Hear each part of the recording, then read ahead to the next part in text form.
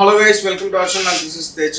అయితే చంద్రబాబు నాయుడు గారి వ్యూహంలో జగన్ సైలెంట్ అయిపోయాడు, ఫ్యాన్ మొత్తం రెక్కలన్నీ కూడా వంగిపోయినట్టు ఒక వార్త అయితే రీసెంట్గా వెలుగులోకి వచ్చింది. కానీ ఒక పక్క వైఎస్ఆర్సీపీ పార్టీ వాళ్ళు మాత్రం ఎక్కడా తగ్గట్లేదు. ఖచ్చితంగా మళ్ళీ జగన్మోహన్ రెడ్డి గారే గెలుస్తారు. ఈ వైజాగ్లో ఆయన ప్రమాణం స్వీకారం ఉంటుంది. మేము ఆల్రెడీ కొన్ని లాడ్జ్లు, హోటల్స్ అన్ని బుక్ చేసామంటూ కూడా ఒకవైపు నుంచి వాళ్ళు కూడా ప్రచారం చేస్తున్నారు. సో ఇవన్నీ కూడా మనతో పాటు డిస్కస్ చేయడానికి senior political analyst Kilaru Nagarjuna గారు ఉన్నారు. నమస్తే సార్. నమస్తే. సో అంటే చంద్రబాబు నాయుడు గారి వ్యూహంలో జగన్మోహన్ రెడ్డి సైలెంట్ అయిపోయాడని చెప్పేసి వార్త. కానీ జగన్మోహన్ రెడ్డి ఎక్కడ కూడా సైలెంట్ అవ్వలేదని నాకు అనిపిస్తుంది. సో దాని గురించి అంటే చంద్రబాబు నాయుడు గారి రాజకీయ జీవితం కనుక చూస్తే ఎక్కడైనా సరే గత 40 సంవత్సరాలు పైగా ఆయన రాజకీయం చేసుకుంటూ వస్తున్నాడు. ఆయన మౌనంగా ఉన్నాడు అంటే ఎదుటాడు భయపడాలి. ఆయన మాట్లాడుతున్నాడు అంటే భయపడాల్సిన పని లేదు. ఆయన మౌనంగా ఉన్నాడు అంటే లోపల ఏదో ఒక వ్యూహం రచిస్తున్నాడు అనేటువంటి అది వైసీపీ వాళ్ళకి బాగా తెలుసు.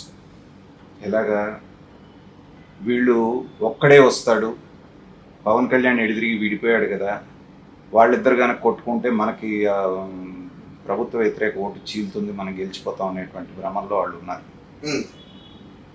కానీ పవన్ కళ్యాణ్ తనంతట తను ఆయన దగ్గరికి వచ్చేటువంటి పరిస్థితులు ఆయన కల్పించాడు అనకపోయినా అలా పరిస్థితులు కలిసి వచ్చింది.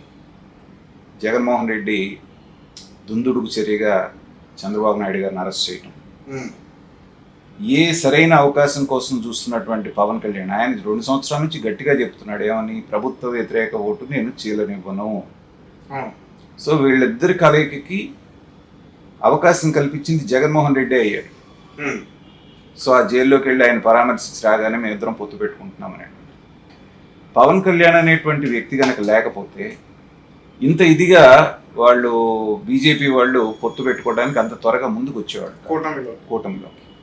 ఏమైనా సరే మేమిద్దరం పొత్తులో వెళ్తాం, అలాగే బీజేపీని కూడా తీసుకొచ్చే బాధ్యత నాది అని గట్టిగా పట్టుబట్టి పవన్ కళ్యాణ్ బీజేపీని కూడా తీసుకురావడం మనం చూసాం. కాబట్టి చంద్రబాబు నాయుడు అనే వ్యక్తి నాకు పొత్తు కావాలి అనేటువంటి అడగకుండానే, నోరు తెరవకుండానే ఎలాగ కూటమి అనేటువంటిది కూటమి కట్టారనేది మనం చూస్తాం.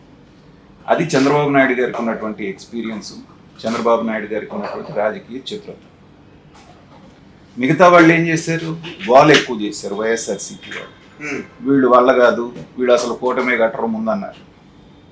ఆ తర్వాత ఎప్పుడైతే పవన్ కళ్యాణ్ ఓట్లు చీలనేమని అన్నాడు వెంటనే మొదలు పెట్టారు, వీళ్ళంతా పల్లకి మోస్తున్నారు, చంద్రబాబు నాయుడు పల్లకి మోస్తున్నారు, పాయకేస్తారు, లేకపోతే ఇంకా రకరకాలుగా మొదలు పెట్టారు.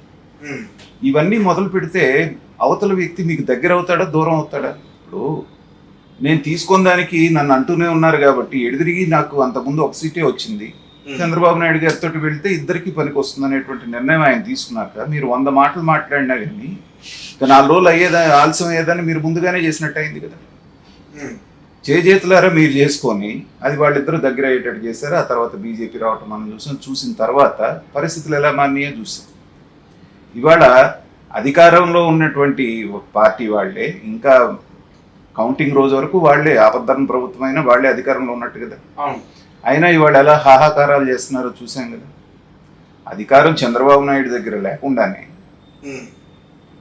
అధికారంలో ఉన్నటువంటి మంత్రులు, ఎమ్మెల్యేలు అందరూ కూడా ప్రతిపక్షంలో ఉన్నట్టు మాట్లాడేటువంటి పరిస్థితిని కల్పించాడు అంటే చంద్రబాబు నాయుడు గారి తెలివితేటలు ఎలాంటివి అర్థమవుతుంది. పైగా ఆయన ఒక మాట అనకుండానే అన్ని మాటలు వైఎస్ఆర్సీపీ వాళ్ళతోనే అనిపించాడు. ఏమని, చంద్రబాబు నాయుడు గారు కేంద్రాన్ని మేనేజ్ చేస్తున్నాడు, బీజేపీని మేనేజ్ చేశాడు, పవన్ కళ్యాణ్ని మేనేజ్ చేశాడు, వాళ్ళ చెల్లెల్ని మేనేజ్ చేశారు, కుటుంబాన్ని విడగొట్టారు, మిగతా వాళ్ళందరినీ ఆయన పక్కకు తీసుకెళ్ళాడు. ఆయన గొప్పతనం అంతా వీళ్ళే చెప్పారు కదా. అది చంద్రబాబు నాయుడు వ్యూహం. తను నోరు తెరవకుండానే తన గురించి యాంటీగా మాట్లాడేటువంటి వాళ్ళతోటే అతను శక్తివంతుడు అని చెప్పించు. సజ్జల రామకృష్ణారెడ్డి ఏం చెప్తాడు, ఆయన వ్యవస్థలను మేనేజ్ చేయడంలో చాలా దిట్ట, ఆయన ఏదన్నా చేయగలడని ఆయన అంటాడు. అంబటి రాంబాబు వచ్చి ఇంకోటి అంటాడు. ఇవన్నీ తిడుతున్నారా మీరు, ఆయన పొగుడుతున్నారా? ఇండైరెక్ట్ గా ఆయన యొక్క గుణగణాలని, శక్తి సామర్థ్యాలని మీరు పొగుడుతున్నారు. అంటే వాళ్ళ మనసులోనే వాళ్ళు బయటికి కక్కేస్తున్నారు, కానీ అవి ప్రజలు ఎలా తీసుకుంటారనేది అర్థం కావట్లేదు. మరి తల్లి చెల్లి నిన్ను కాదని చెప్పేస్తాను, నువ్వు అన్నట్టుగానే చంద్రబాబు నాయుడు గారి డైరెక్షన్ లో చేస్తున్నారు అనుకుంటే అంటే నిన్ను నమ్ముతున్నట్ట వాళ్ళు చంద్రబాబు నాయుడు గారిని నమ్ముతున్నట్ట? అంటే నీకంటే ఆయనకి ఎక్కువ విశ్వసనీయత ఉన్నట్టే కదా నీ చెల్లి దగ్గర తల్లి దగ్గర. మరి ఇవన్నీ మాట్లాడినప్పుడు ఏంటంటే ఏవైతే మాట్లాడకూడదో అవి ప్రతిపక్షాల నోటితోటి చెప్పించడం అనేటువంటిది చంద్రబాబు నాయుడు గారి వ్యూహం. అది పార్ట్ 1, వ్యూహం పార్ట్ 1. వ్యూహం పార్ట్ 2 ఎప్పుడు మొదలైందంటే ఎలక్షన్లు అయిపోయిన తర్వాత. బాగా జరిగింది ఎలక్షన్లో, ఈ గొడవలు జరిగినాయి, ఇవి జరిగినాయి, ఇవి ఇలా జరగకుండా ఉండాల్సిందని చెప్పాడు. కామ్గా ఆయన వెళ్ళి అమెరికాలో కూర్చున్నాడు. లోకేష్ కూడా అమెరికా వెళ్ళిపోయాడు. వెళ్ళిపోయి ఇక్కడ ఉన్న నాయకులు ఎవరు కూడా రోజు బయటకు వచ్చి రచ్చ చేయట్లా, మేము గెలిచేస్తున్నాం, మేము ఫలానా రోజు ప్రమాణ స్వీకారం చేస్తున్నాం, ఇంకేముంది మేము ఇది చేస్తున్నాం అది చేస్తున్నాం. ఎవ్వరు తెలుగుదేశం అంట. తెలుగుదేశం పార్టీ దాని యొక్క నాయకుల యొక్క మౌనం ఏంటనేటువంటిది ఎవరికి అర్థం కావట్లా. ఇంకో పక్కన చూస్తే వైసీపీ వాళ్ళు రచ్చ చేస్తున్నారు. ఎందుకంటే ఓటింగ్ 82% దాటినప్పుడు ఖచ్చితంగా అది ప్రతిపక్షానికి అనుకూలంగా ఉందని తెలిసినా జగన్మోహన్ రెడ్డి వెళ్ళి మనం ఐపాక్ వాళ్ళ దగ్గరికి వెళ్ళి 151 కంటే పైన గెలుస్తున్నాం అని చెప్పడం, 22 పార్లమెంట్ పైన గెలుస్తున్నాం అని చెప్పగానే మొదలైంది రచ్చ.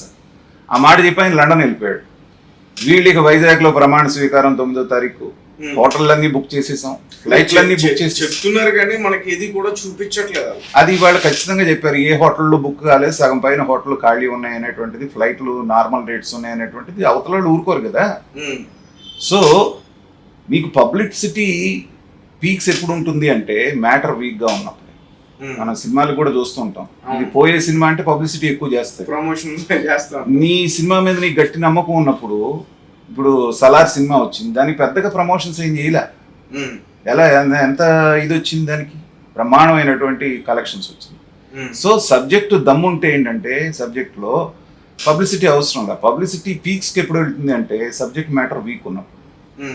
సో ఇవాళ వైసీపీ వాళ్ళు చేసే రచ్చంతా చూస్తూ ఉంటే జనాలు నవ్వుకుంటున్నారు. గెలిస్తే 4 రోజులు తెలిసిపోతుంది కదా 4వ తారీఖున. ఆ రోజు కావాలంటే దొరకవు ఆ హోటల్లో. 4వ తారీఖు నుంచి 9వ తారీఖు దాకా ఉంటుంది కదా గ్యాప్ గెలిచిన తర్వాత. ఇప్పటి నుంచే హడావుడి చేస్తున్నారంటే ఏంటంటే వాళ్ళు బెట్టింగులు కాసుకున్నారు. దగ్గర ఒక లెక్క ప్రకారం 20,000 కోట్ల రూపాయలు బెట్టింగ్లు నడుస్తున్నాయి అనేటువంటి తెలుస్తుంది.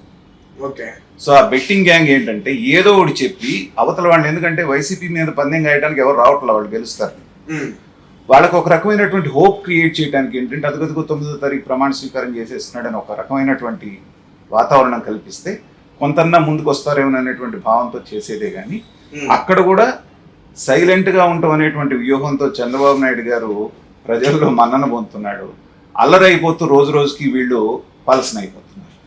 సో దాన్ని బట్టి ఏంటంటే అనుభవజ్ఞుడు, అనుభవం లేనటువంటి వాడికి ఉండేటువంటి తేడా ఏంటనేటువంటిది మనకి ఈ విషయంలోనే తెలుస్తుంది. అంటే చంద్రబాబు నాయుడు గారే కాదు, ఆయనతో పాటు పవన్ కళ్యాణ్ గారు కూడా మాట్లాడట్లా. ఎక్కడ కూడా ఆయన అంటే మాట్లాడాల్సిన అవసరం లేదు, ఎందుకంటే they are very confident that they are going to win the elections. So 4వ తారీఖు చెప్తారు కదా ప్రజలు అనేటువంటి భావనలో ఆయన వాళ్ళు ఉన్నారు. సో నిజంగా కూడా అవ్వాల్సింది ఏంటంటే మీరు శాయశక్తిలో ప్రయత్నం చేశారు, ఫైట్ చేశారు. చేసిన తర్వాత ప్రశాంతంగా ఉండండి. 4వ తారీఖు ఎవరికి పట్టం కడతారని తెలుస్తుంది. ఈ లోపల ఈ అల్లరి గొడవ ఎందుకు?